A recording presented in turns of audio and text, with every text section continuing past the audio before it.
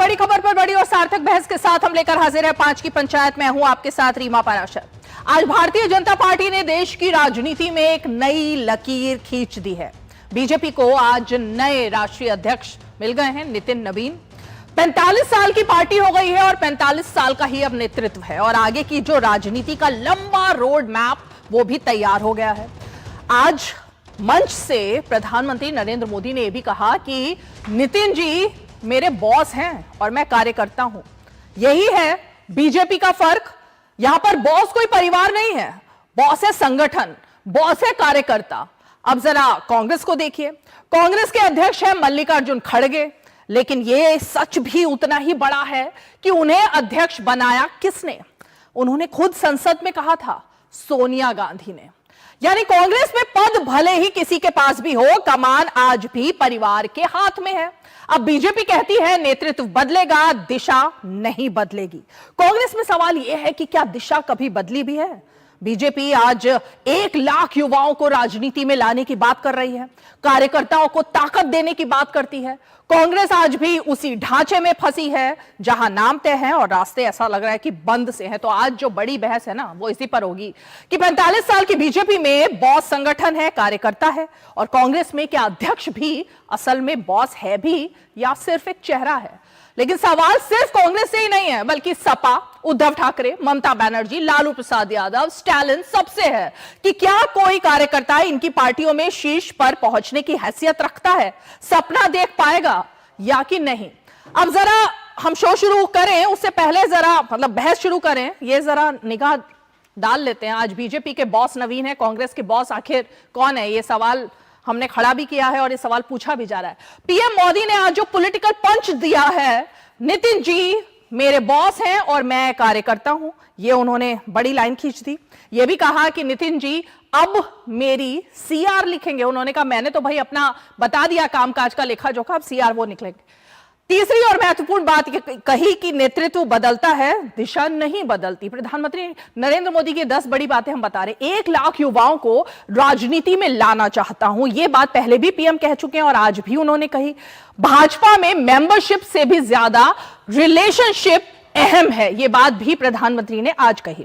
आने वाले 25 साल बहुत महत्वपूर्ण है और बीजेपी का पूरा जो रोड मैप भी है ना वो भी आने वाले 25 सालों का ही कहीं ना कहीं होता हुआ दिख रहा है। जो कांग्रेस की बुराइयों से बचेगा वही देश में आगे बढ़ेगा। तो यह बात पीएम ने आज एक और कही और यह भी कहा कि देश के लिए परिवारवाद बहुत बड़ा अभिशाप है, घुसपैठियों को देश लूटने नहीं देंगे। और अंतिम बात कटाक्ष जो किया वो था अर्बन नक्सल का दायरा जो है वो इंटरनेशनल हो चुका है और इन्हें भी अब हटाना होगा। तो ये मुख्य बातें जो कि प्रधानमंत्री नरेंद्र मोदी ने आज पॉलिटिकल पंच के तौर पर कही। अब जरा नितिन नवीन युग का अध्यक्ष बनने पर वो क्या बोले। हम ऐसे राजनीतिक दल से जुड़े हैं जहां राजनीति सत्ता नहीं साधना है। आज की बड़ी बातें जो नितिन नवीन की तरफ से थी, हम राष्ट्र पहले पार्टी बाद में और खुद सबसे आखिर में, इसी आदर्श पर काम करते हैं। ये शुरू से लेकर अब तक बीजेपी का एक स्लोगन भी रहा है और काम भी रहा है। वर्तमान पीढ़ी को अपने हिस्से का पुरुषार्थ, त्याग और तपस्या करनी होगी।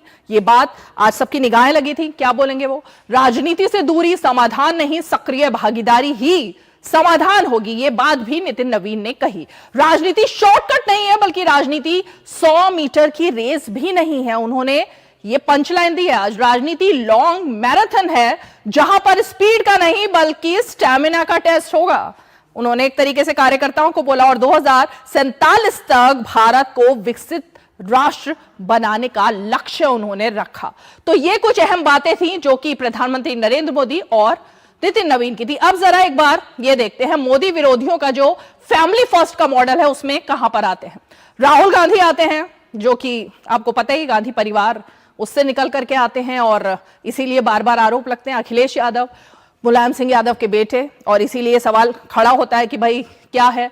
तेजस्वी यादव लालू प्रसाद यादव के बेटे, कमान एक के बाद दूसरे के हाथ में। ममता बनर्जी के भतीजे, अब अभिषेक बनर्जी, लग रहा है कमान उनके हाथ में जाने वाली है, हालांकि वो भी फिर परिवारवाद का हिस्सा। उदयनिधि स्टालिन डिप्टी सीएम है और एमके स्टालिन के बेटे। तो कुल मिलाकर बाल ठाकरे के बेटे जब आते हैं, उद्धव ठाकरे, तो वो अध्यक्ष बन जाते हैं कार्यकारी। फिर एक बार सुखबीर सिंह बादल, हालांकि ये एक तरीके से एनडीए के पार्टनर भी रह चुके हैं पहले, लेकिन फिर वही परिवारवाद, प्रकाश सिंह बादल के बेटे, मतलब कोई भी इन पार्टियों में अब तक आगे नहीं बढ़ पाया। यही वो चेहरे हैं जिन्होंने हमेशा पार्टी को फैमिली फर्स्ट मॉडल के तहत किया है। तो आज के बड़े सवालों पर जल्दी से नजर। कांग्रेस के अध्यक्ष मल्लिकार्जुन खड़गे हैं, लेकिन उन्हें अध्यक्ष बनाया किसने, संगठन ने या सोनिया गांधी ने? आज डिबेट में पहला सवाल यह होगा। दूसरा सवाल, क्या कांग्रेस में भी अध्यक्ष असल में बॉस है या सिर्फ एक चेहरा है? यह सवाल आज हम जानने की कोशिश करेंगे। और तीसरा सवाल, कांग्रेस का आला कमान आखिर कौन है, राहुल, सोनिया या खड़गे? तो कांग्रेस पार्टी से कुछ सवाल सीधे नवीन युग में बीजेपी के सामने, क्या अब विपक्ष टिक पाएगा या नहीं टिक पाएगा? ये कुछ बड़े सवाल हैं जो आज की डिबेट में उभरने वाले हैं। तो आज जरा इन्हीं पर चर्चा करेंगे। खास मेहमान हमारे साथ जुड़ेंगे, लेकिन सबसे पहले जरा आज की ताजा तस्वीरें देखते हैं और मेहमानों का फिर रुख करेंगे।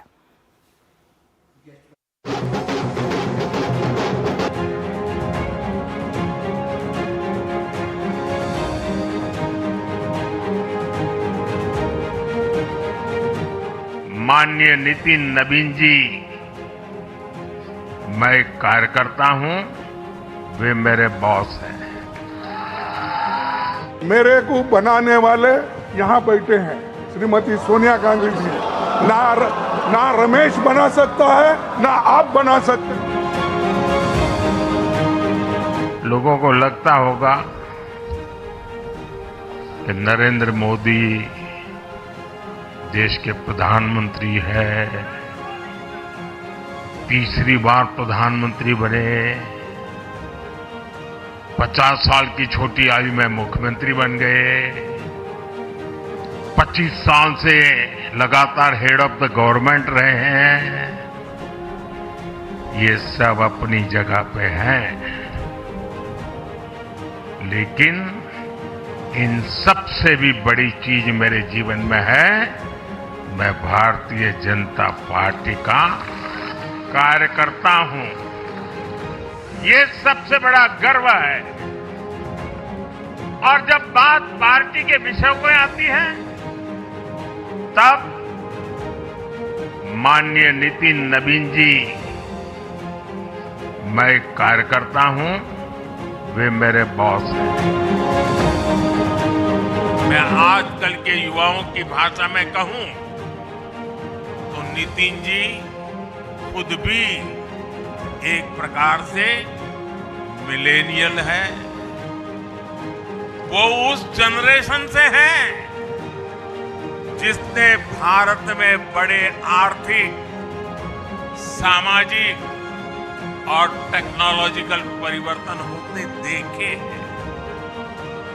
वो उस जनरेशन से हैं जिसने बचपन में रेडियो से सूचनाएं पाई और आज एआई के भी एक्टिव यूजर है। देश के आजादी के बाद शासन के अलग अलग मॉडल देखे हैं।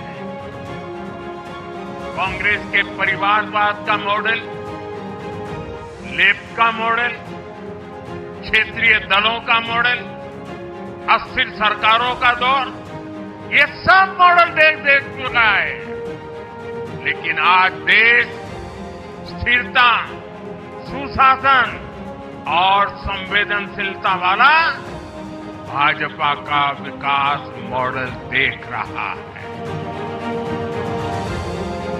वो कौन से कारण हैं जिसने कांग्रेस पार्टी को बर्बाद कर दिया? वो कौन सी बुराइयां कांग्रेस में घुस गई जो आज कांग्रेस को तबाही के कगार पर लाकर के खड़ा कर दिया? हमें उन सारी बुराइयों से बचना। भाजपा का मंत्र है पिछड़ों को प्राथमिकता, पिछड़ों को प्राथमिकता। जिनकी किसी ने सूद नहीं ली, हमने उनकी साधना की है। अगर साल में एकाध बार भी अगर मोदी की किसी अच्छी चीज को उन्होंने ट्वीट कर दिया या टीवी पे बोल दिया ये अखबार में लिख दिया तो उस पत्रकारी तो ऐसी फजेत कर देते, उसके पीछे ऐसे पड़ जाते हैं, उसको अछूत बना देते हैं, भविष्य में वो कभी बोल ना सके ऐसा कर देते हैं। ये अर्बन नक्सल की स्टाइल है। हमको भी सालों तक ऐसा अछूत बना के रख दिया पूरे देश में भाजपा को। अब देश समझ गया है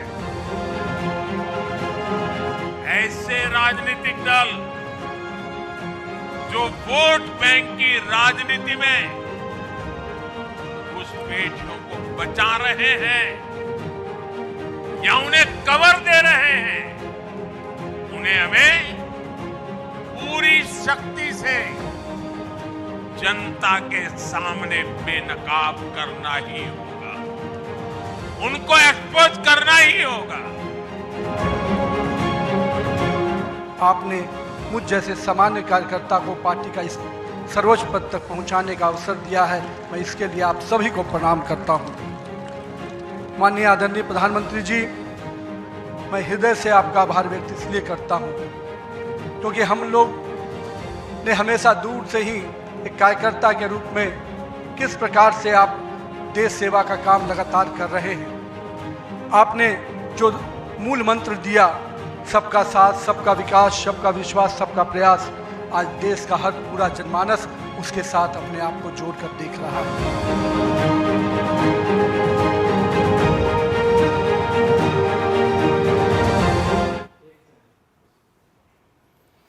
तो यही कुछ सवाल है ना। अब जरा एक बारी खड़गे जी का वो बयान सुन लेते हैं, उसके बाद मेहमानों का रुख कर लेते हैं, क्योंकि खड़गे जी की उसी बाइट से, उसी बयान से ही आज माहौल बनेगा जो उन्होंने संसद में कहा, राज्यसभा में कहा। अब सब लोग तो सोचते थे ना, और जब मीडिया ये सवाल उठाता था या बीजेपी ये सवाल उठाती थी कि भाई आखिर असली बॉस कौन है कांग्रेस पार्टी में, तो नाम लिया जाता था खड़गे जी। लेकिन जब खड़गे जी खुद अपने मुंह से कह देते हैं संसद में कि मेरा बॉस कौन है, तो वो बात बड़ी हो जाती है। लेकिन चलिए, पहले मेहमान हमारे साथ जुड़ गए हैं, उनका रुख कर लेते हैं। आरपी सिंह जी जुड़ गए हैं हमारे साथ। अच्छा चलिए, बाइट रेडी है। मेरे को बनाने वाले यहाँ बैठे हैं, श्रीमती सोनिया गांधी जी। ना रमेश बना सकता है, ना आप बना सकते हैं। तो यही वो बयान था, ना रमेश बना सकता है, ना कोई और बना सकता है, बल्कि बनाने वाली सिर्फ सोनिया गांधी है। चलिए, आरपी सिंह जी जुड़ गए हमारे साथ, प्रवक्ता भारतीय जनता पार्टी के। हमारे साथ एलजेपी के राष्ट्रीय प्रवक्ता प्रोफेसर विनीत सिंह जुड़ गए हैं। अखिलेश कटियार जी जुड़ गए हैं, समाजवादी पार्टी के प्रवक्ता। तहसीन पूनावाला जुड़ गए हैं हमारे साथ, राजनीतिक विश्लेषक। नतमस्तक किसको कर रहे हो आप, समझ नहीं आया, लेकिन चलिए ठीक है। तहसीन पूनावाला, क्या है भाई, ना कोई रमेश बना सकता है, ना दिनेश बना सकता है, बना सकती हैं तो सिर्फ सोनिया गांधी बना सकती हैं। देश के प्रधानमंत्री, उन्होंने आज बता दिया, अपना सीआर भी उन्होंने दे दिया और कह दिया मेरे बॉस कौन है, मेरे अध्यक्ष, मेरे कार्यकर्ता। ये हिम्मत है कांग्रेस पार्टी में क्या?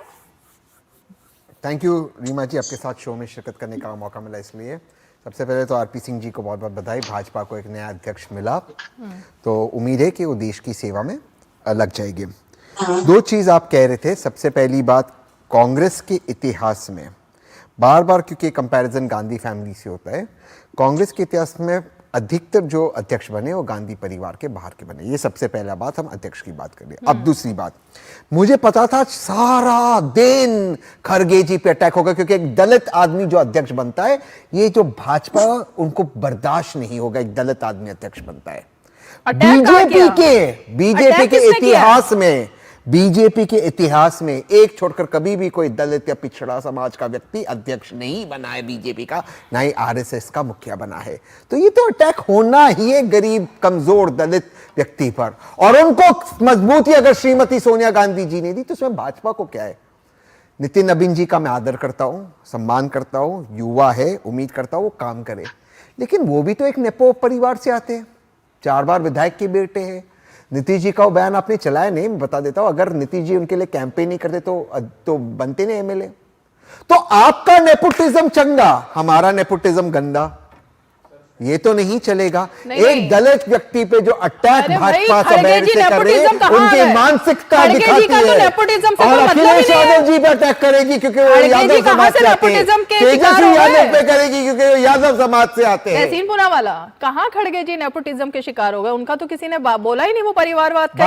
मैं ये तो बोला ही खड़गे नहीं जी किसी की बात ने। नहीं कर रहा हूं, मैं कह रहा हूं खड़गे जी सेल्फ मेड दलित हाँ, वो तो है। समाज के आने वाले अच्छी व्यक्ति बात तो अध्यक्ष यही बने। है कि वो दलित, आप मतलब कांग्रेस पार्टी ने बनाया, लेकिन जब वो दलित पिछड़े समाज से आने वाले खुद ही कहते हैं कि मुझे किसी कार्यकर्ता ने नहीं, कृपा से बना हूं सोनिया गांधी की, तब बिल्कुल, सवाल खड़े मैं होते हैं उसका ना। भी जवाब देता हूं, बिल्कुल, क्योंकि सोनिया जी, राजीव जी, राहुल जी, इंदिरा जी ने कांग्रेस पार्टी और देश में एक ऐसा वातावरण बनाया है जिसके कारण एक गरीब, कमजोर, दलित परिवार का व्यक्ति आज कांग्रेस का अध्यक्ष बन सकता ठीक है। लेकिन यह वातावरण आज भी आरएसएस में क्यों नहीं बना? भाजपा में कुछ साल के को छोड़कर, एक आध साल को छोड़ते, ये वातावरण क्यों नहीं बना? ये सवाल है। और मैं बार बार आपके शो पे कहता, जितने भी बाइट आप देख लीजिए कि जो भाजपा का अगला अध्यक्ष होगा, जब माननीय नड्डा जी थे अध्यक्ष, वो एक फॉरवर्ड कास्ट का पुरुष ही होगा। ये महिला विरोधी है, ये पीडीए विरोधी पार्टी है, और आज उन्होंने ये सिद्ध कर दिया, और अब एक नेपो पार्टी तो बेसिकली मतलब परिवारवाद और महिला विरोधी और पीडीए विरोधी, ये आरोप है ना? पीडीए विरोधी। ठीक है आरपी सिंह जी, तो मतलब बेसिकली दुख इस बात का है कि किसी महिला को नहीं बनाया। कांग्रेस को उम्मीद थी कि शायद कोई महिला आपकी इस बार अध्यक्ष बन जाएंगी, लेकिन महिला नहीं बन पाई। बाकी तो जितने सवाल खड़े किए वो ठीक है, ओके। पीडीए विरोधी, पीडीए कहां से आ गया? पीडीए का जवाब अभी विनीत सिंह देंगे ना, बोलिए आरपी सिंह जी। नमस्कार तसीम भाई, बिल्कुल आज कोर्ट का ऐसा लग रहा है जैसे आप कोर्ट में बहस कर रहे हैं, एकदम ठकाठक है। ये रीमा की कोर्ट नहीं है, ये पब्लिक डिबेट है। आपने कहा कि एक पिछड़े जाति के को अध्यक्ष बनाया, एक पिछड़े जाति को टॉयलेट में भी बंद किया था, अध्यक्ष था आपका वो सीताराम केसरी जी, याद है आपको या भूल गए? नहीं याद आ रहा होगा ना। सीताराम केसरी जी के साथ क्या किया था सोनिया गांधी जी ने? वहां से उठाकर पहले टॉयलेट में बंद कराया था, फिर उठाकर फकवा दिया था। कैसी बात करते हो तहसीन भाई? ये बात ये हो रही है कि किसके पास रिमोट कंट्रोल है, कैसी पार्टी चलती है, और आप कह रहे हैं कि उन्होंने बड़ी बड़ी लीडरशिप है राहुल गांधी की और सोनिया गांधी की। तभी तो राहुल गांधी की लीडरशिप में कोई मेरे ख्याल अभी जो लास्ट चुनाव हुआ उसको गिनते अगर गिनो तो 96 चुनाव हार गए, 96 इलेक्शन हार गए। तो ठीक है, अच्छी लीडरशिप है, परंतु एक चीज और आज मैं रीमा बताना चाहता हूँ। एक कंपनी है यंग इंडिया लिमिटेड, उसमें जो ओनर्स हैं वो है सोनिया गांधी और राहुल गांधी कंपनी के। उसमें एकमात्र एम्प्लॉय है वो है महाराज मल्लिकार्जुन खड़गे जी हमारे। अब ये तो स्थिति है इनकी। अब वो उसी स्थिति, उसी मानसिकता से वो पार्लियामेंट में कह रहे थे कि मुझे बनाया तो सोनिया गांधी जी ने बनाया है, और वो कैसे अध्यक्ष है जो कहते हैं कि मेरी तो हाईकमांड बताएगी क्या करना है। अध्यक्ष कह रहा है कि मुझे हाईकमांड से बात करनी पड़ेगी। तो खैर इशू ये है कि हमने अपनी तरफ से, पार्टी ने हमारे यहाँ चुनाव की प्रक्रिया के अंतर्गत अध्यक्ष हमारा चुना गया है। 45 साल की उम्र है, मिलीनियम का अध्यक्ष है। इनके यहाँ जो अध्यक्ष है वो लगभग मेरे ख्याल, अगर ठीक मुझे याद होगा 83 या 85 साल की, अगर ठीक उम्र याद नहीं, 83 साल के तो यहाँ पर 83 इयर्स, 83 साल 83 साल की उम्र के अध्यक्ष हैं। और जिस प्रकार से हाल में कुछ थोड़े दिन पहले एक वीडियो भी आया था, याद हो किस प्रकार से उनके साथ दुर्व्यवहार हुआ था, वो बाहर खड़े रह गए और बाकी लोग अंदर झांकने भी नहीं दिया गया। खैर वो अपनी जगह पर, मूल बात है कि जब पार्टियां डायनेस्टिक, ये कह रहे हैं नेपोटिज्म की बात कर रहे हैं, ये नेपो पार्टी, भाई वो डायनेस्टिक नहीं है। उनके पिताजी पार्टी के अध्यक्ष नहीं थे, ठीक है, और नड्डा जी के पिताजी भी पार्टी के अध्यक्ष नहीं थे, गडकरी जी के पिताजी, अमित शाह जी के पिताजी, राजनाथ सिंह के पिताजी कोई पार्टी के अध्यक्ष नहीं थे। हमारी पार्टी डायनेस्टी से नहीं चलती, हमारी पार्टी में लोकतांत्रिक प्रक्रिया से चलती है। ये बात ठीक है, लेकिन मुझे एक चीज समझ में नहीं आती है अखिलेश कटियार जी। अब आपकी पार्टी का फंडा देखिए क्लियर है, लीडरशिप एक ही है, अखिलेश यादव। अब लीडरशिप दो नहीं हो सकती ना किसी भी पार्टी में। जो अभी आरपी सिंह जी ने बात कही कि भाई लीडरशिप दो है, राहुल गांधी की लीडरशिप भी है, अब सोनिया गांधी की भी लीडरशिप भी है, और खड़गे जी की लीडरशिप भी है। तो भाई फंडा तो क्लियर होना चाहिए ना, कौन लीडर है, एक ही होगा ना। जैसे आपके सही है अखिलेश यादव है लीडर आपके 52 साल के जी। और जो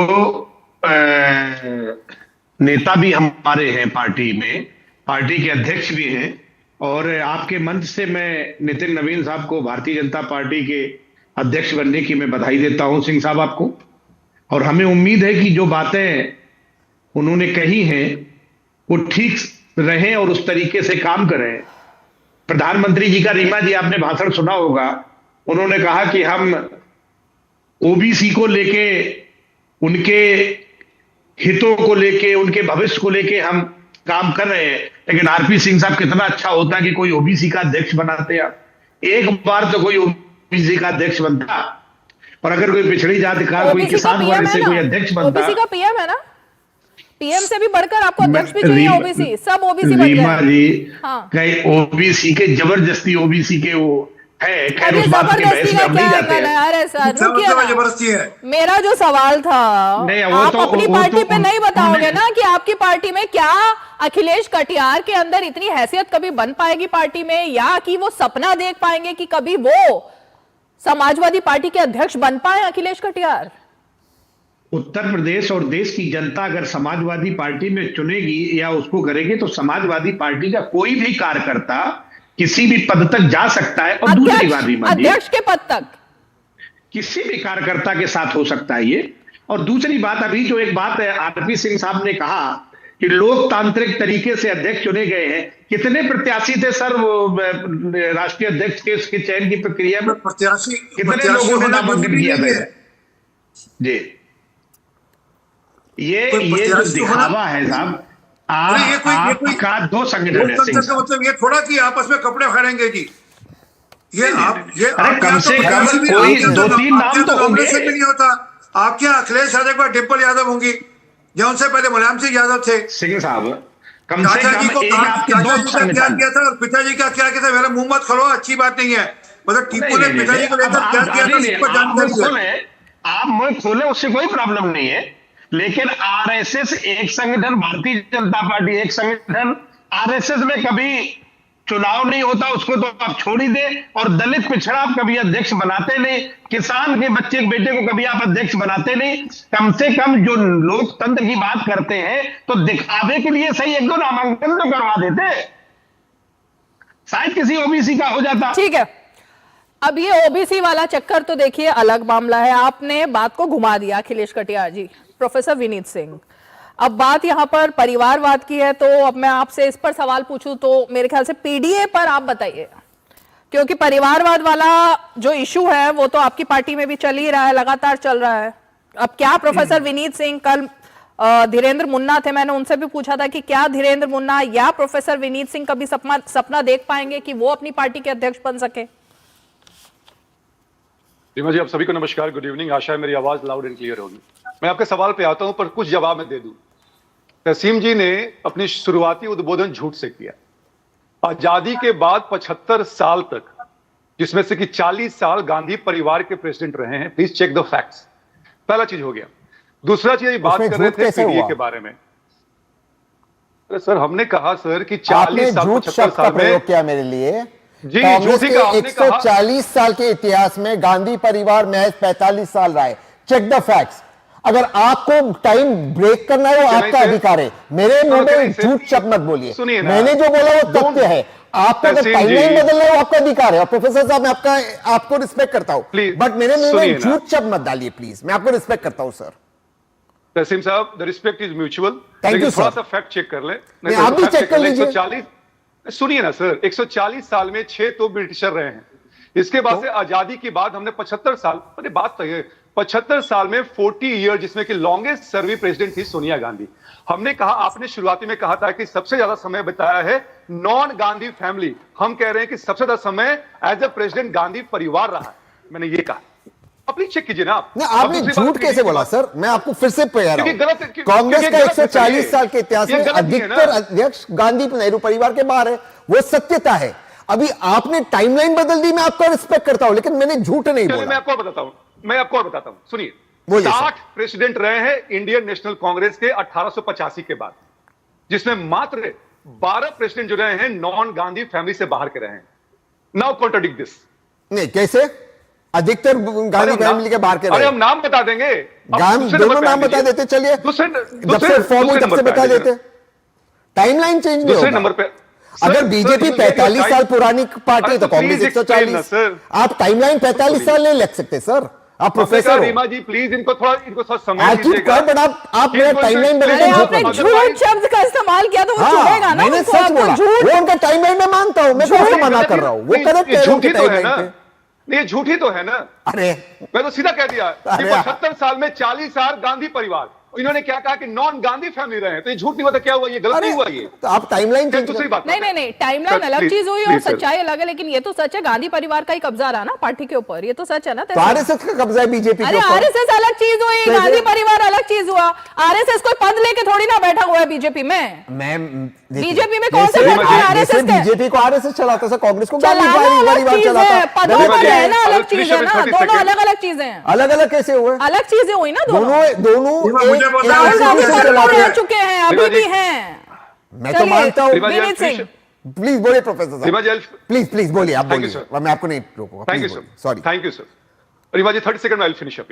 बात पीडीए के निकल के आई है, कहने में और करने में फर्क है। हम स्टार्ट करते हैं रामनाथ कोविंद जी से, द्रौपदी मुर्मू जी से, किस समुदाय से आती हैं लोग। इसके बाद से अंबेडकर जो कि दलितों के सबसे बड़े नेता रहे हैं, हम उनको भगवान मानते हैं। उनका पंचतीर्थ की इनॉग्रेशन किसने किया, अंबेडकर मेमोरियल किसने बनाया, national commission for backward classes को कॉन्स्टिट्यूशनल अधिकार किसने दिया। इसके अलावा से ध्यान दीजिएगा, कर्पूरी ठाकुर को जो कि बिहार के one of the biggest Dalit stalwart थे, उनको भारत रत्न किसने दिया। और आखिरी में sir, chief election commissioner, information commissioner पहली बार बीजेपी ने बनाया है। किस समुदाय से आते हैं? एससी से। अब जरा समाजवादी पार्टी पे आते हैं। सर समाजवादी पार्टी में कहां पे चुनाव हुआ है? अखिलेश यादव को जिस उंगली ने पकड़ के चलना सिखाया, आपने तो उस बाप का गर्दन पकड़ लिया।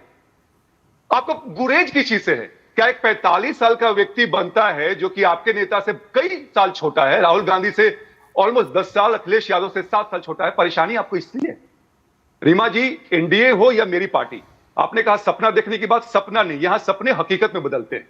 बीजेपी ने दिखाया है, और मैं सच कहता हूं कि मैं 5 साल से पार्टी में हूं, प्रदेश प्रवक्ता से मैं राष्ट्रीय प्रवक्ता बनने जा रहा हूं, या बन भी गया हूं, लेटर बस निकलने की देर है। तो हम सपना देख सकते हैं, वी कैन ड्रीम, और ड्रीम करने के बाद हमारे नेता जो है ना, उस सपने के नीचे आधार लगाते हैं, बेस लगाते हैं। हवा हवाई नहीं है, इसलिए जलना छोड़िए और उसको रिस्पेक्ट कीजिए, अप्रिशिएट कीजिए। नितिन नवीन के बिहार के ही हैं, हम उनका सम्मान करते हैं। आज संगठन की क्या शक्ति है यह बीजेपी दर्शाता है। अखिलेश कटियार जी, जवाब मिला होगा आपको? नहीं, जवाब मुझे मिला है। और जिस तरीके से परिवारवादी राजनीति पे रीमा जी आपने सवाल किया है, तो उत्तर प्रदेश को लेके या जिस दल से विनीत जी हैं, उस दल की भी बात आगे बढ़ाते हुए जाए, चाहे जयंत चौधरी जी का दल हो, चाहे अनुप्रिया पटेल जी का दल हो, या और जो उनके सहयोगी दल हैं, चाहे निषाद पार्टी हो, चाहे ये हो, तो इन दलों में कितना लोकतंत्र है और कितना परिवारवाद है, इस पे बताने से कोई बहुत फायदा नहीं है, क्योंकि आप उस सब चीजों से परिचित हैं। लेकिन हम ये बात जरूर मानते हैं कि जैसे प्रधानमंत्री जी कहते हैं कि हम चाहते हैं कि किसानों की बात मजबूत हो, ये देश किसानों का है, ये पिछड़ों का है, तो उस तरीके का व्यवहार में भी अगर और फैसलों में भी वो बात कैसे लाना है? व्यवहार में और फैसलों में कैसे लाना है, बताइए कैसे लाना है? एक आध बार रीमा जी अभी तो एक आध बताया बार ना, ऑप्शन देते अभी लिस्ट किसी बताई के- ना प्रोफेसर विनीत सिंह ने, एक एक पद को लेकर, और कैसे व्यवहार में लाया जाता है? नहीं, ठीक है, वो बात अलग है। वो तो महामहिम राष्ट्रपति की जो बात आई, हाँ। वो संवैधानिक पद है, लेकिन भारतीय जनता और पार्टी क्या करना अपने है? संगठन में भी कुछ इस तरीके का बदलाव करके लाती, ज्यादा अच्छा लगता। भारतीय जनता अच्छा पार्टी सर, इस अपनी बात पार्टी पे में कभी बात नहीं करनी, अपने पार्टी के संगठन में कितने नॉन यादव हैं, अपनी पार्टी में कौन नॉन यादव कितने आगे बढ़ पाते हैं, किन सीटों पर रह पाते हैं, संसद में कितने पहुंच पाते हैं, उस पर कभी बात नहीं करोगे ना आप अखिलेश जी? लेकिन मैं आपको तो उससे मतलब बात करना बीजेपी के चाहता हूं, संगठन में सवाल कौन करें हो, उस पर भी चर्चा करनी है। होता तो अच्छा रहता ना रीमा जी। अच्छा, क्यों अच्छा ये रहता बात है? वो थोड़ी बीजेपी क्या व्यवहारिक करेगी, रखती। उनको क्या करना है, उससे आपका क्या मतलब नहीं, है? फिर ये नहीं कहना चाहिए ना कि हम पिछड़ों की बात करते हैं, हम किसानों की बात करते हैं, अरे सर, हम आप ये दलितों की बताइए बात करते हैं। ना, आपकी पार्टी में राज्यसभा और लोकसभा में कितने नॉन यादव आ पाते हैं? बताइए, कितने नॉन यादव को लोकसभा में जिता करके लेके आ पाते हैं? मैं जवाब दे देता हूं। हाँ। उत्तर प्रदेश में 5 यादव समाज के लोगों को पार्टी ने प्रत्याशी बनाया एक और ही परिवार उर्मी के। पटेल समाज को 10 बनाया। एक ही परिवार के, एक पूरा जाति का से पूरा आपने परिवार बात आ की। गया लोकसभा। पूरे उत्तर प्रदेश में पीडीए के नाम पे दलित पिछड़े जिसकी जितनी संख्या भारी उसकी उतनी हिस्सेदारी के फार्मूले पे माननीय बीजेपी अखिलेश के यादव ऐसे जी ने 5 बात की। नेताओं के नाम बताइए जो एक साथ इस वक्त लोकसभा या राज्यसभा में और एक ही परिवार से आते हैं, बता दीजिए आप नाम। रीमा जी, एक ही बीजेपी परिवार में- के 6 सदस्य इस वक्त लोकसभा में बैठे हुए हैं, उनके नाम बताओ आप। नहीं, आप उस सवाल के साथ एक सवाल और कर दे कि बीजेपी में परवाद पे चर्चा पहले करो एक तो पहले एक लगभग सवाल का तो साल बताइए से जवाब, फिर दूसरे परवाद पर आएंगे नहीं। ना। पहले एक का तो जवाब बताइए। सारी परिवार के लोग, उनके बेटा, चाहे सिंधिया जी का मामला हो, चाहे इनका, जो भी मर्जी नेताओं को ले लो, एक ही बीजेपी में- परिवार के 6 सदस्य लोकसभा में बीजेपी में हैं क्या? नहीं, वो बात आपकी अलग है। मैं अलग तो नहीं आपसे है, कह रहा हूं वही कि मेन दलित बात और है। पिछड़ों की हिस्सेदारी पे क्विक भी रिएक्शन आरपी बात सिंह, फिर अगर- मुझे ब्रेक लेना है। यही नहीं, कांग्रेस के भी एक ही परिवार के 3 लोग संसद में हैं। वो 3 से ज्यादा हो नहीं सकते तो चौथा भी डाल देंगे, उनका क्या जाएगा। रॉबर्ट वाड्रा खुद ही कह रहे हैं कि मैं अब राजनीति में आने के लिए तैयार हूं। तो क्या है कि बात यह है कि इसी कारण से आप कृपा करके रखिए ना अखिलेश यादव जी को, उनकी पत्नी को, उनके भतीजे को, उनके भाइयों को, उनके चचेरे भाइयों को, सबको आप रखिए ना, आप बना कर रखिए। यही आपके लिए कारण बनेगा आपकी हार का, कोई कारण नहीं बनेगा। और आपने कहा था ना कि क्या हुआ था, मुझे मुलायम सिंह यादव जी को पार्टी से बाहर निकाल दिया था और पार्टी का से बाहर का रास्ता दिखा दिया था। जिस व्यक्ति ने पार्टी करी अपने पिता को पार्टी से बाहर का रास्ता दिखा दिया था। इसलिए वो किस प्रकार से सत्ता हथियाई जाती है, किस प्रकार से सारा खेल होता है, वो मुझे मुगल काल या मत याद लगी, मुझे उस प्रकार से मत वापस हिस्ट्री में जाने दीजिए। पर सच ये है कि ये लोग परिवारवाद से बाहर निकलने को तैयार नहीं है और ये पीडीए की सिर्फ बात करते हैं। एक मिनट रुक जाइए। अरे ब्रेक लेना है सर, रुक लेना। एक मिनट दे दीजिए, एक मिनट बोलिए कंप्लीट कीजिए। हमको 3 मौके मिले, हमको 3 मिनट आपको रोका नहीं, मैंने आप बोले रोका एक बार भी क्या? हमको 3 मौके मिले राष्ट्रपति के मनोनयन के लिए। एक बार मुसलमान, एक बार पिछड़ी जाति से, एक बार दलित जाति से और एक बार ट्राइबल से। मतलब इससे ज्यादा आपसे सर्टिफिकेट चाहिए हमको नहीं चाहिए। लोग सर्टिफिकेट दे रहे हैं, हमारे सबसे ज्यादा सांसद ओबीसी हैं, हमको सर्टिफिकेट नहीं चाहिए आपसे। ठीक है, अब ये तो परिवारवाद की बात हुई, ब्रेक लेते हैं। ब्रेक के बाद ये जो आज पीएम ने 2 बातें और बोली ना, जेनजी, मिलेनियन और तीसरी जो बात बोली है अर्बन नक्सल, इसको लेकर के अब जो अगले 20 साल का विजन है, इस पर बात होगी। ब्रेक ले लेते हैं।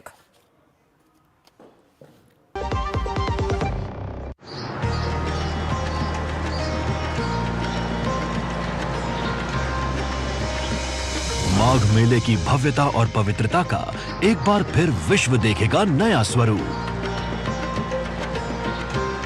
करोड़ों श्रद्धालुओं के लिए परंपराएं वही और सुविधाएं नई, जहां पग पग पर आस्था और दिव्यता की मिलेगी अनुभूति। जब संगम की रेती पर संत महात्माओं की होगी उपस्थिति, 6 पावन पर्व स्नानों में अखाड़ों के संतों का समागम, पूरे विश्व में माघ मेले की महानता का होगा वर्णन। यशस्वी प्रधानमंत्री नरेंद्र मोदी जी के मार्गदर्शन और माननीय मुख्यमंत्री योगी आदित्यनाथ जी के नेतृत्व में माघ मेला 2026 आस्था की लहराती पताका, विकास की नई गाथा, काम दमदार, डबल इंजन सरकार।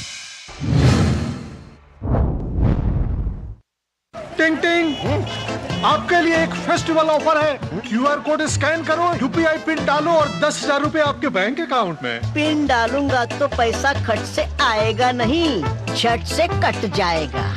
मैं मूर्ख नहीं हूँ। तालियां। यूपीआई कहता है यूपीआई पिन पैसे भेजने के लिए होता है, पाने के लिए नहीं। इस बात को याद रखें और कहें मैं मूर्ख नहीं।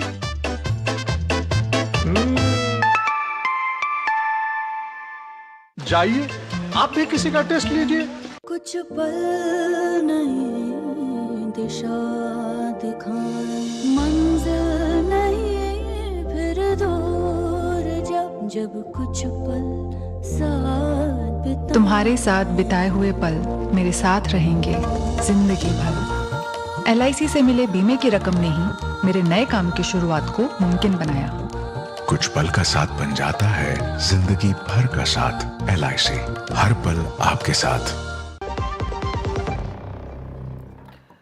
अब तहसीन पूनावाला 83 वर्सेस 45 का रेशियो हो गया। 83 साल के मल्लिकार्जुन खड़गे और 45 साल के हो गए नितिन नवीन। जेनजी को कैसे साधेंगे खड़गे जी, जिसकी बात राहुल गांधी लगातार कर रहे हैं? सबसे मिल रहे हैं, फिर कह रहे हैं आंदोलन पर उतर आओ, धरने पर उतर आओ, सड़कों पर उतर आओ। अब जेनजी, आप भी मतलब जेनजी को जानते होंगे, जेनजी ये चाहता है क्या आज कि सड़कों पर आ जाएं, आंदोलन कर लें, उनकी बात से किसी का कोई मतलब ना हो? बीजेपी ने दूर की सोच ली। सबसे पहले तो प्रोफेसर विनीत सिंह जी, आप जल्दी राष्ट्रीय प्रवक्ता बने, आपको बहुत बहुत बधाई और साधुवाद। लेटर आ जाएगा तो हमें हम सबको सेलिब्रेशन के लिए बुलाना। देखिए, दो चीज़ है प्रोफेसर साहब, एक चीज़ आपको करेक्ट कर दो, फिर आपके सवाल पे आता हूँ। कांग्रेस के टोटल 61 अध्यक्ष रहे थे, 47 गांधी परिवार के बाद, 22 अध्यक्ष इंडिपेंडेंस के बाद, क्योंकि उन्होंने वो पैरामीटर पकड़ा 15 गांधी परिवार के बाद। अब वो कोई और पैरामीटर पकड़े, वो उनकी मर्जी।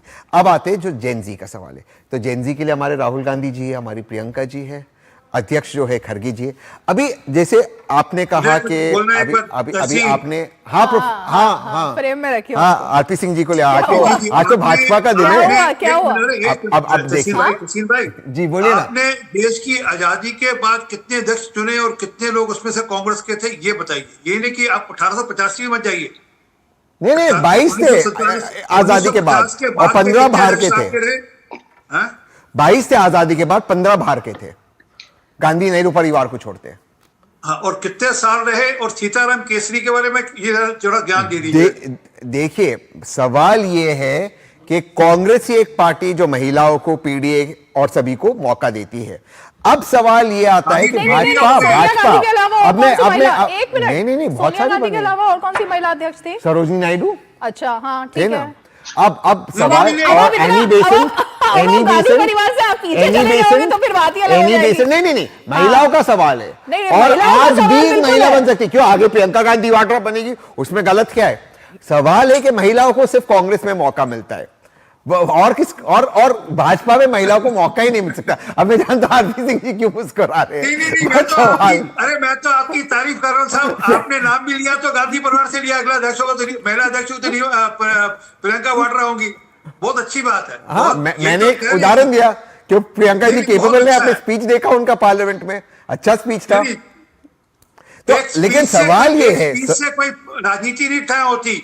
नहीं, मैं मानता हूं ये बात। एक मिनट मैं तो मानता हूं। पॉलिटिकल जो, एक मिनट रुक जाओ ना, उन्होंने जो राजनीति का जो मामला शुरू किया था यूपी से, जब दो भाई चुनाव लड़ रहे थे और प्रियंका वाड्रा जी कह रही थी मैं लड़की लड़ सकती हूँ, वो भी याद करना चाहिए। स्पीच से बात नहीं बनती। I agree. मुझे नहीं लगता था कि उनको इंचार्ज बनाना चाहिए था, रिसोर्सेज ही नहीं थे कांग्रेस के पास। वो गलत स्ट्रेटेजी कांग्रेस की थी, इसमें कोई दो राय नहीं है। ठीक है, अब हिमाचल देखिए, कर्नाटका देखिए, कर्नाटका की सरकार उनकी वजह से बनी। हिमाचल देखिए, जहाँ रिसोर्सेज था वो जीते। तो ये बात है। अब आसाम जा रहे प्रियंका जी, प्रधानमंत्री को सुना होगा आज। एक मिनट आरपी सिंह जी, एक सेकंड, उसमें प्रियंका जी की रोल नहीं था ना। एक सेकंड, आपने सुना होगा प्रधानमंत्री को, उन्होंने दो बात और बहुत बेहतरीन कही। उन्होंने कहा कि भाई हम अपनी हार से और जीत का भी हम एक तरीके से एनालिसिस करते हैं। करेक्ट, ये बात महाराष्ट्र में भी हमने अभी से ही एनालिसिस कर लिया। कांग्रेस पार्टी ने क्या किया भाई? कर्नाटक में रो रहे हैं डीके शिव कुमार लगातार, सॉर्ट आउट करो, मेरी बात सुन लो। सिद्धारमैया कह रहे हैं भैया जल्दी करो, राहुल गांधी सुन लो हमारी बात। क्या हो रहा है ये? वो लगातार विदेश चले जाते हैं। कौन? राहुल गांधी। नहीं, राहुल गांधी बिल्कुल चले जाते हैं, अभी नहीं, चले जाते हैं। वो तो देश हित में जाते, देश के काम के लिए, देश के काम को, देश के एजेंडा को आगे ले जाते। सवाल जी, कोलंबिया देश हित में गए थे ना? बिल्कुल गए थे। उन्होंने कोलंबिया पहले जो भारत के खिलाफ था, आज भारत के साथ है ऑपरेशन सिंधु में। बिल्कुल। अब हम आते आज के मेन मुद्दे में। इसमें कोई दो राय नहीं है कि भाजपा एक बेटर इलेक्शन लड़ने वाली पार्टी, इसमें कोई दो राय नहीं। इसमें कोई दो राय नहीं कि भाजपा ज्यादा मंथन करती है, ज्यादा प्रिपरेशन करती है चुनाव को लेकर, और भाजपा चुनाव लड़ने के बाद उनके साधन भी ज्यादा है और वो लड़ती भी अच्छा चुनाव। There is no denying that fact. लेकिन वहां पर भाजपा की प्रोफेशनलिज्म खत्म हो जाती है, क्योंकि भाजपा सिर्फ एक चुनाव लड़ने वाली पार्टी रहेगी। गवर्नेंस में जो नुकसान हो रहा है देश को, उसके बारे में अलग ही डिबेट करेगी, चाहे पोल्यूशन हो चाहे अलग मामले हो। अब आते जो माननीय प्रधानमंत्री जी ने कहा, माननीय प्रधानमंत्री जी फिर से कह रहे कि नितिन जी उनके बॉस है, मैं उनको बहुत बहुत बधाई देता हूं, नितिन जी को शुभकामनाएं देता हूं, लेकिन मैं फिर से ये कहता हूं भाजपा में भी नेपोटिज्म है। मैं ये मानता हूं भाजपा में कम नेपोटिज्म है बाकी पार्टी से, इसमें मैं क्यों गलत कहूं, लेकिन अगर आप जो हाल के लोकल चुनाव देखें, एग्जांपल महाराष्ट्र का जिक्र किया आरपी सिंह साहब ने, आप कहीं से भी कैंडिडेट्स भाजपा को उठा दीजिए, 90% नेपोक बच्चे, 90%। पति पत्नी को बच्चों पर तो कोई बात ही नहीं करता। नहीं, मैं मानता हूँ 90% भाजपा भी वो रास्ते पे चल चुकी है। सवाल है भाजपा भी नहीं रुक सकती। और लीडरशिप की। नहीं, देखो नेपोटिज्म, लीडरशिप पर कौन आ रहा है उसकी बात हो रही है। नेपोटिज्म सिलेक्टिव नहीं हो सकता। आज अगर सुषमा स्वराज जी की बेटी मेंबर ऑफ पार्लियामेंट बांसुरी स्वराज है, वो इसलिए उसको वो मौका मिला क्योंकि सुषमा स्वराज जी की बेटी, स्वर्गवासी सुषमा स्वराज बेटी की बेटी है। अगर अनुराग ठाकुर जी उस जगह पे है जिस मुकाम पे वे है, इसलिए क्योंकि धूमल साहब के बेटे। अगर वसुंधरा जी के बेटे वहां पे मेंबर ऑफ पार्लियामेंट है, वो इसलिए क्योंकि वसुंधरा जी के बेटे। मैं उसको डिनाई नहीं करता। आरपी सिंह जी किस लिए हैं? वो तो सेल्फ मेड है, मैं तो उनको बधाई देता हूं। बिल्कुल, तो कांग्रेस में भी ऐसे सेल्फ मेड है। विनीत सिंह किस लिए हैं? बहुत से। विनीत सिंह आपके परिवार से भी कुछ एलजेपी में कनेक्शन है क्या? लेकिन अब विनीत सिंह जी के पार्टी में देख लीजिए, एक सेकंड, विनीत सिंह जी के पार्टी में देख लीजिए, परिवारवाद बुरा है। इनकी पार्टी में चिराग पासवान जी किसके बेटे हैं? इनकी पार्टी में शंभवी किसकी बेटी है? देखिए परिवारवाद है। अगर भाजपा इसके खिलाफ है, नेपोटिज्म के खिलाफ है, तोड़ दीजिए एलजेपी के साथ अलायंस, नहीं तोड़ेंगे वो। तोड़ दीजिए चंद्रबाबू नायडू जी के पार्टी के साथ अलायंस, नहीं तोड़ेंगे वो। तो देखिए नेपोटिज्म है। मैं चिराग जी मेरे बहुत अच्छे दोस्त हैं, मैं उनका बहुत रिस्पेक्ट करता हूं और वाकई बहुत अच्छे नेता। ये नहीं कि वहां पे नहीं होना चाहिए, लेकिन वो रामविलास पासवान जी के बेटे थे, ये मानना चाहिए आपको, इसलिए वो उस पार्टी के अध्यक्ष है। जल्दी से राहुल गांधी वहां पर, इसको मानेंगे तो हम आगे डिबेट कर सकते हैं। अनम्यूट कीजिए सर, आप म्यूट हो। ओके 2020 में जब हमारी पार्टी टूटी थी तो हमारी पार्टी और हमारे नेता बिल्कुल सड़क पर थे। उसके बाद से मेहनत किया गया। अगर रामविलास पासवान का अगर लेगेसी हम लोग कैरी करके केवल नाम के बल पर चलते ना, तो आज हमारे नेता केंद्रीय मंत्री नहीं होते, बिहार में 19 विधायक नहीं होते, 2 मंत्री नहीं होते। मेहनत किया गया है। दूसरी बात, तहसीन भाई ने कहा कि विमेन प्रेसिडेंट कांग्रेस में बनी है। बिल्कुल सही आपने कहा है। 47 से पहले 3 महिलाएं बनी हैं, लेकिन उस समय का कांग्रेस कुछ और था। जरा बताइएगा तहसीन भाई, 47 के बाद 2 महिलाएं बनी हैं, कौन कौन थी? इंदिरा गांधी, सोनिया गांधी। कहां से आती हैं? तो परिवार से। आजादी के पहले के कांग्रेस नहीं, आजादी के पहले के Congress you can not compare of today's Rahul Congress. दूसरी बात रीमा जी, सपा वाले दिख ही रहे हैं भाई, यही अभी ओबीसी और इसकी एससी की बात कर रहे थे, यही मुलायम सिंह यादव अपने कार्यकर्ताओं को कहते थे कि भाई एससी को पीटो मत वरना मैं पीएम नहीं बन पाऊंगा। आजम खान ने क्या कहा था अंबेडकर जी के बारे में, जो कि सबसे बड़े एससी ओबीसी के नेता रहे हैं? क्या कहा था कि he was a land grabber. तो जब ये लोग ऐसी बात करते हैं ना, तो हंसने के अलावा और क्या समझ में आपको आता है? जलन इसलिए है कि इनके पास प्रोसेस नहीं है। एक ही परिवार से लोग आएंगे, बीजेपी एनडीए उससे अलग है, इसलिए ये जलन होती है। आप जलते रहे, हम जलवा बिखेरते रहेंगे। अखिलेश कटियार जी, जेनजी के लिए क्या है आपका रोड मैप? बीजेपी ने अगले 20 साल का रोड मैप बता दिया, मिशन 20 जो है साल का वो भी बता दिया। अब टीम भी आपको दिखाई दे ही जाएगी, लेकिन आपके पास क्या है जेनजी के लिए? जेनजी को लेके रीमा जी, सबसे कम उम्र के चीफ मिनिस्टर अखिलेश यादव जी बने थे। अभी भी वो 50-51 साल के हैं। अरे 52 के सर एज, मेरे को मुझसे पूछो ना आप सबकी एज किसकी क्या है? ठीक है, नहीं 51-52 साल के मैं मान लेता हूं। हाँ। और दूसरी बात, जलने की बात नहीं है विनीत जी। उत्तर प्रदेश में अगर भारतीय जनता पार्टी को बैसाखी पे लाके खड़ा किया है ना, तो उत्तर प्रदेश की जनता ने किया है, तो हमें जलने की जरूरत नहीं। इस देश में तीसरी सबसे बड़ी पार्टी है समाजवादी पार्टी। चौथी बात रीमा जी, मैं सिर्फ एक बात कह के अपनी बात खत्म करूंगा। आप कहते हैं कि इतने संपन्न हैं, इतने ताकत और संसाधन सिंह साहब आरोप लगाते हैं। जब इस देश के भारत के संविधान ने एक जिम्मेदारी दी, एक हिस्सा दिया कि इन दलित पिछड़ों को दिया जाए, तो आप ये कह के लिख देते हो उसमें कैंडिडेट सुटेबल, सुटेबल पर नॉट अवेलेबल, सुटेबल, उसमें कह के आप दलित पिछड़ों का हक मार लेते हैं। और जब कोई संपन्न ओबीसी में कोई मजबूत आदमी आके उनकी लड़ाई लड़ता है, तो आप उनपे संसाधन और उसपे हुक्मरान की बात करते हैं। एक परिवार के इतने हो गए, इतने सक्षम है, इतना पैसा, इतने ताकतवर। तो ये दोहरा पैमाना है ना रीमा जी। आप इस देश में सबसे ज्यादा अगर आरक्षण और नौकरियों और हिस्से की हकमारी हुई दलित और पिछड़ों की तो भारतीय जनता पार्टी की सरकार में हुई है। उनके रिजर्वेशन ले लिया आपने, और अगर थोड़े से कुछ परिवार दलित और पिछड़ों में खड़े हो गए हैं तो उनकी मजबूती पे आप सवाल उठाते हैं। ये दोहरा रवैया है रीमा जी, और किसी लिहाज से ठीक नहीं है। सर एक बात बताइए ना, कांग्रेस के साथ अभी भी गठबंधन में है ना आप अखिलेश जी? जी बिल्कुल है। कांग्रेस से सवाल पूछे थे कभी ये सब, जब गठबंधन करते हैं, कि कांग्रेस ने यूपी में क्या विजन दिया आपको और क्या जनता को दिया?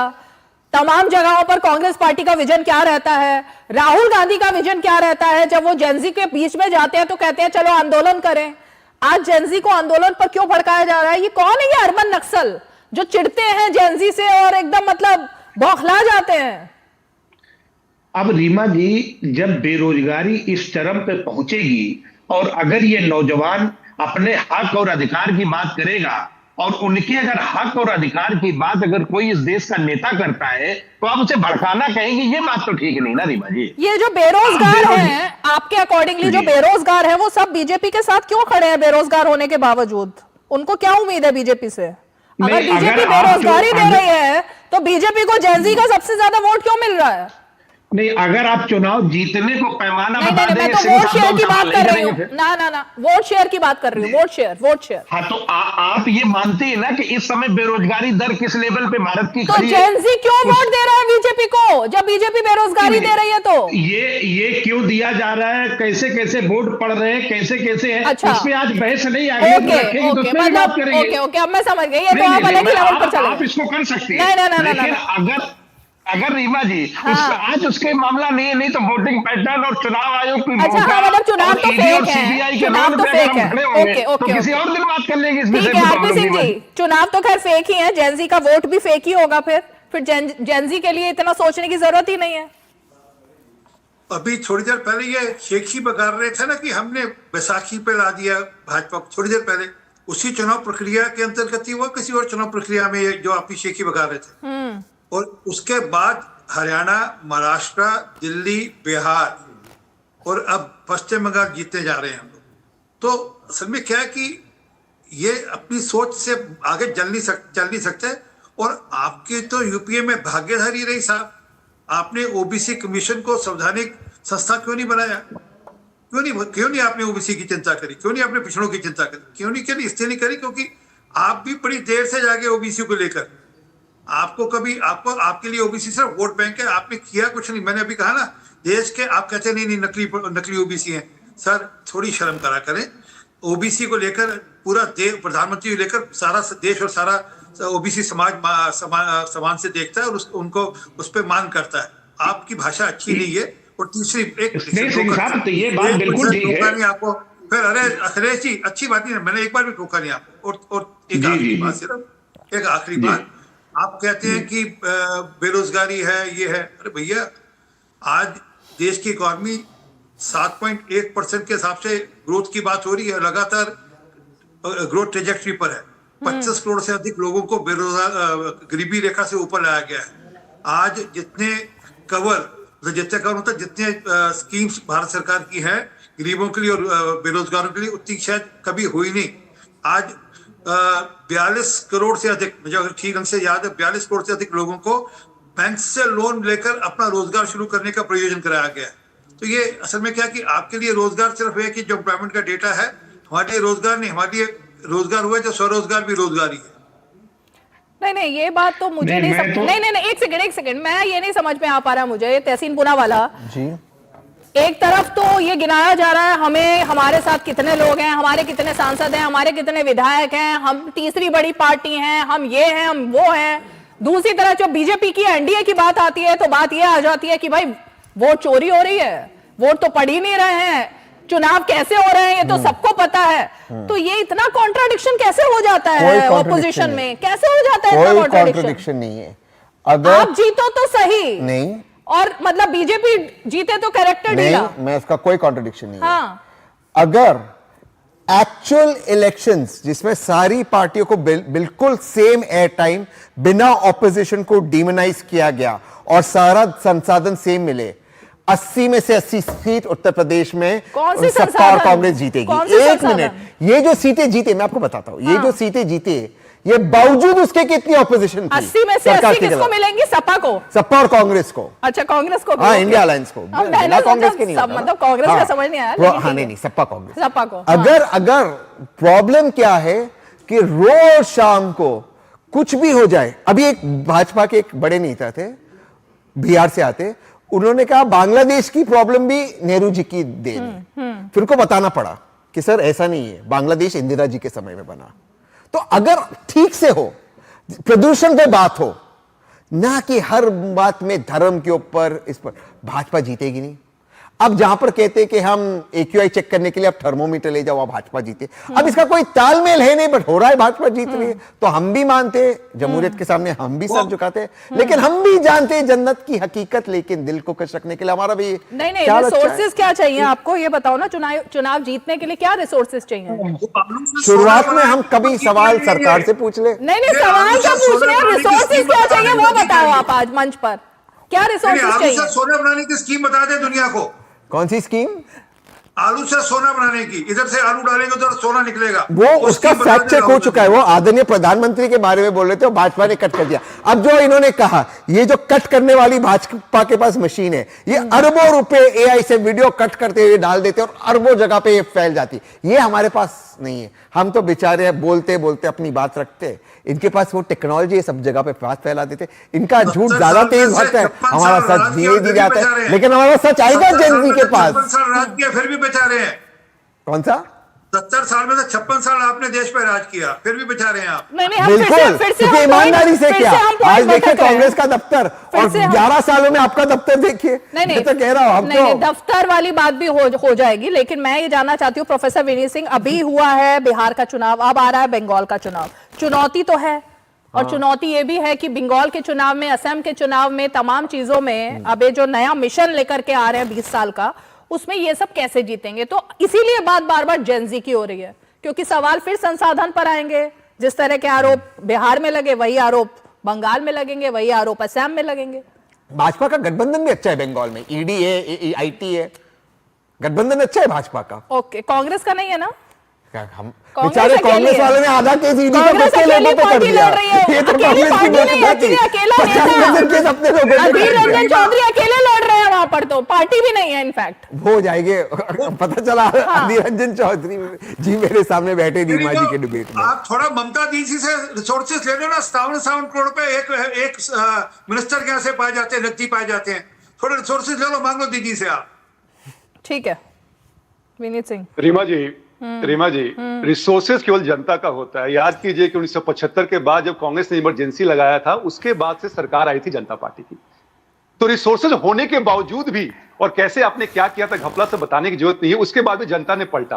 तो बिगेस्ट रिसोर्सेज ह्यूमन रिसोर्स, जो कि जनता है देश की।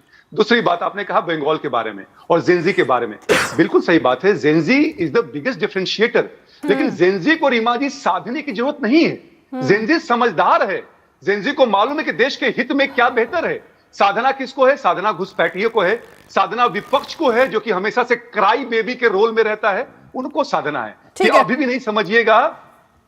ओके, हाँ, एक सेकंड विनीत सिंह जी, मैं जरा मेरे पास डेटा आ गया अखिलेश जी, मैं इतनी देर से वही निकालने की कोशिश कर रही थी, क्योंकि वो डेटा मैं ऑथेंटिक डेटा ढूंढ रही थी। आपके सवाल का जवाब, यूपीए वर्सेस एनडीए। यूपीए के 5 सालों में पॉलिसी पैरालिसिस और किस तरह से घोटालों का जो तमाम चीजें थी वो सब थी, और एनडीए के शासनकाल में भारत जो बना है वो सबसे बड़ी अर्थव्यवस्था 4थे नंबर पर पहुंच गया है। अब जो आप बेरोजगारी की बात कर रहे थे ना, मेरे ख्याल से ऑथेंटिक डेटा ये है, इस पर आपको बात करनी चाहिए थी। आपने जो आरोप लगाया, क्योंकि आपने मुझसे ये वाली बात मुझसे कही थी, इसलिए मुझे आपको डेटा देना पड़ा है। इसमें पॉलिसी पैरालिसिस नहीं है, इसमें अर्थव्यवस्था कहां पहुंची है वो है। एक डेटा और दे दीजिए, प्रति व्यक्ति आय बता दीजिए। और इस देश में 42% संपत्ति जो 5% लोगों के पास पहुंच गई है, ये भी इस देश का समाजवाद है। चलो अब विनीत सिंह पूरा करेंगे। ओके, मामला है, बोलिए। वो भी ढूंढ लीजिए डेटा, वो भी ले लीजिए एक बार। हाँ, वो दे रहे हैं विनीत सिंह। मुझे बोलना। रीमा जी एक मिनट। तो रीमा जी, मैं वही बात कर रहा था कि जो 4 स्टेट और 1 यूनियन टेरिटरी में चुनाव होने वाले, यकीन मानिए जेनजी जो है ये रोल प्ले करेगा, और रोल प्ले करेगा एनडीए के पक्ष में। समाजवादी पार्टी के लोग जब समाजवाद की बात करते हैं तो अदम गोंडवी आ जाते हैं। अदम गोंडवी कहते हैं 2 लाइनों में कि पक्के समाजवादी हो, तस्कर हो या डकैत, ये समाजवादियों के लिए कह रहे हैं अदम गोडवी, जो खुद एक समाजवादी नेता थे। और बड़ा प्रभाव है खादी के उजले लिबास में। कम से कम आप तो ना बोलिए सर। जरा बताइएगा अखिलेश जी कि अखिलेश यादव पे जो सैंड माफिया के साथ जो कोलैबोरेशन वाला केस चल रहा है या खत्म हो गया है, जो कि इलाहाबाद हाईकोर्ट ने कहा था चलाने के लिए। मैं आदम गोडवी के एक शायर और है, जो डलहौजी ना कर पाया हुक्मरान कर देंगे, कमीशन दो तो हिंदुस्तान को भी नीलाम कर देंगे। ये वंदे मातरम का गीत गाते हैं सुबह सुबह उठकर, मगर बाजार में चीजों का दुगना दाम कर देंगे। इस पे भी बोलिए थोड़ा विनीत जी। अभी दुगने दाम कहाँ हुए हैं? रीमा जी, मुझे लगता है कि ignorance Vande is a bliss Mataram इन का इंडिया गीत है। गाते हैं सुबह उठकर, मगर बाजार में चीजों का दुगना दाम कर देंगे। ये आरपी बात सिंह भी जी आदम जवाब गोडवी दीजिए। साहब ने ही आरपी कही सिंह थी। जी, रीमा जी, आपने तो सामानों के दाम बोल दिए, पर आपने ये देखा है कि आपकी सैलरी कितनी बढ़ी है? 8 पे कमीशन इस की देश लागू में है, उसमें तो आप नहीं बोलते हैं। और सुनिए ना सर, सुनिए ना सर, सुनिए ना सर। 42% संपत्ति 1% 2% लोगों के पास पहुंच गई। इस पे कुछ बोलिए। गरीब और अमीर के बीच में कैसी खाई बढ़ी इस देश में। Final comment RP Singh ji, RP Singh ji final comment. Okay, salary बढ़ी है, बता रहे हैं ना वो। किसकी बढ़ी है रीमा भैया? जी, आपकी किसकी अरे नहीं बढ़ी सुन है पा रहा सैलरी? भैया ये बताओ इधर। भैया सबकी बढ़ी है। तस्लीम भाई सुनिए ना, सब यार दूरदर्शन में बेचारे बैठे हुए हैं। सुनिए ना। नहीं नहीं, दूरदर्शन में कोई सुनिए, बेचारा नहीं है, सब सबकी सैलरी हर बेचारे। साल बढ़ती किसकी है, सैलरी नहीं हर बढ़ी साल हुई है? सैलरी बढ़ती है। अरे कहाँ हो आप तहसीन, कहाँ हो आप? अभी बढ़ी है 1 महीने पहले लोगों की सैलरी। गलत बयानी करते हो फिर आप। अब वो जो झूठ जो बोला था ना शुरू में गिरीश सिंह ने, वो मैं झूठ अब बोल रही हूँ कि आप झूठ बोल रहे हो। तहसीन पुरा वाला सच नहीं है आपकी बात में, नहीं। सच नहीं है। सैलरी हर साल बढ़ रही है, हर साल इंक्रीमेंट हो रहा है। चलिए ठीक है, बहुत बहुत रीमा जी, शुक्रिया। बस- सभी खास रीमा जी- मेहमान 5 की पंचायत में आज जुड़े, और इसीलिए बीजेपी में नवीन अध्याय का जो शुभारंभ हुआ है, अगले 20 साल का पूरा जो रोड मैप तैयार हुआ है, जाहिर तौर पर अब देखने वाली बात यह है कि जो चुनौतियां हैं उनसे कैसे सामना होगा। बंगाल, असम और बाकी के जो राज्य है, केरला, पौंडीचेरी, इन सब में आखिर क्या बीजेपी आगे अपनी विजय पताका लेकर जा पाएगी या नहीं। चलिए 5 की पंचायत में आज इतना ही। कल फिर होगी मुलाकात। हमें दीजिए इजाजत। नमस्कार।